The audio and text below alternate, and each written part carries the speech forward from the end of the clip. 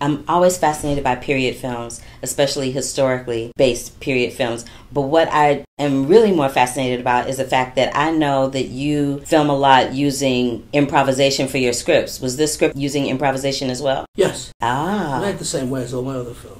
I mean, that's just how I work. I mean, I've worked like that since the mid-1960s. So for me, it's just a natural way of working. You know, it's about collaborating with actors, taking actors seriously as creative contributors in their own right. I mean, I am a writer, and the writing quality I hope is there in my movies. But I don't want to sit in a room constructing things in my head. Filmmaking is all about being there and about pulling together all sorts of stuff, you know. So it's about collaborating with actors. I mean, we always prepare for about half a year or so before we start shooting, which we did with this film. But it's about being out there on location and creating the action and the dialogue and everything else by being there and scripting through rehearsal. It's just a natural way of working. But make no mistake about it, for the most part, what you see on the screen in my films is very precise. It's scripted. It comes out of improvisation. But it's not scripted separately and given out on bits of paper. It's scripted by rehearsal, in the rehearsal. I read that about you and I was like, oh, that's the first thing I wanted to ask you, because I was really fascinated by that. So I noticed that in the beginning it was very muted grays, and then it gradually became more and more color up until the end where it was just bright Technicolor almost. But the thing that was fascinating to me when it was more of the muted gray in the first third of the film is that one soldier wearing the red. Was that intentional for him to be the only person wearing bright colors at that juncture in the film? Yeah, I mean, it was intentional, and of course the point is that those guys, that's all, they came back from the war impoverished. They carried on wearing their uniforms because that's all they had, you know, basically. And there's a sort of terrible irony in this guy wearing this bright red military jacket when everybody else is wearing a drab workaday clothes. There's one scene where you see another guy wearing them. Yes.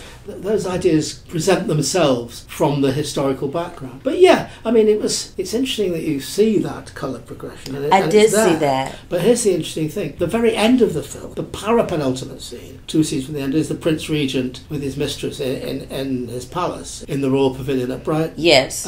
Which is kind of colourful. It was very colourful. Then you see the journalists in the post-traumatic condition of them, after the aftermath of them, which is kind of monochromatic. And then finally, you see the funeral, which we shot on the famous Saddleworth Moor, where that famous kids were murdered, on a very wet and grey Lancashire day, you know, and it's completely grey and monochromatic, and that's how it ends. I love when I get to discover those types of things cinematically, because I think that drives the story in a very non-linear, silent type of way, and that's always really fascinating and wonderful when I see that in filmmaking. And of course it's subliminal. Yes, absolutely.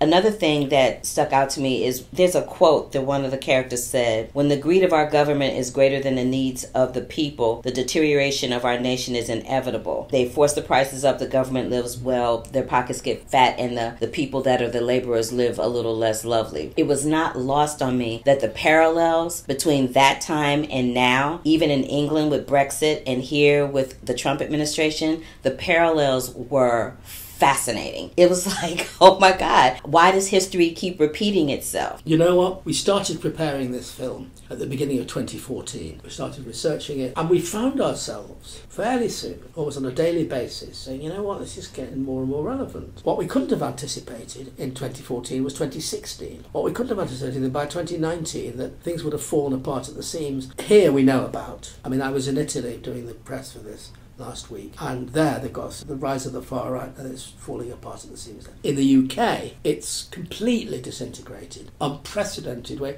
and it's totally unnecessary, totally eccentric, mad, irresponsible, unnecessary, and it's a function, as it was here, of paranoia, xenophobia, ignorance. That's the terrible tragedy when you're looking at Peterloo. Peterloo is about democracy. Here we talk about democracy, but it's democracy gone wrong, you know. Yes, the reformers versus the elite. The king, when he made that statement about, I know them better than they know themselves. No, you don't, because you're not living that kind of life. Absolutely. How do you know them better than they know themselves? Totally. Did you ever come from that type of life? I doubt it. The lineage with royalty is usually passed down. I don't know any royal that was a pauper before they were a royal. Correct. You know. So when he said that, I was like, really, sir? I don't think so. Correct. It just was so, it was like you said, it was so relevant. And I'm always moved and and mind boggled all at the same time. When a film is made so far in advance, like you said, of the actual situation at hand, that you go, like I said earlier, why is history repeating itself? There was one moment where they called the king mad. I'm like, oh yeah, so the king is mad in this situation. Our president is crazy. This is very interesting.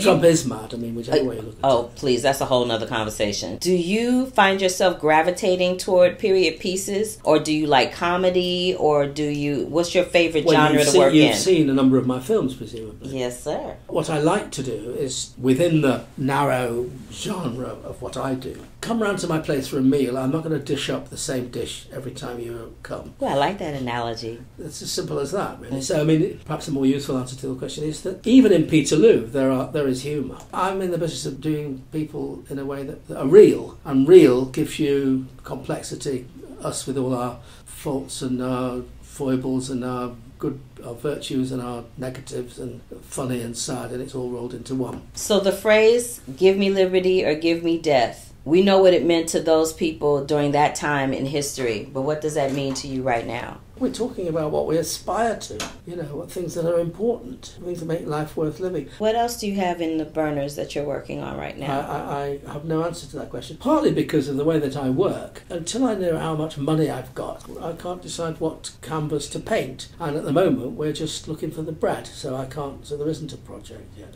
Well, thank you, Mr. Leigh, It's a great for pleasure. taking time and speaking to me. I appreciate you. Thank you.